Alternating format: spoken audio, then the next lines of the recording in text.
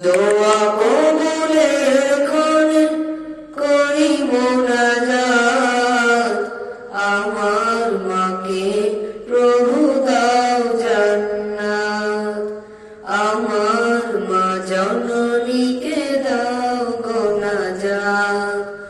দোয়া কবুলের ক্ষণে করি মুনাজাত, আমার মাকে প্রভু দাও জান্নাত, আমার মা জননীকে দাও গো নাজাত।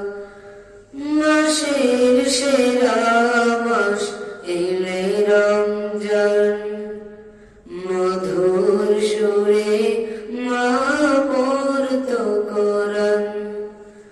মাসের সেরা মাস এলে রমজান, মধুর সুরে মা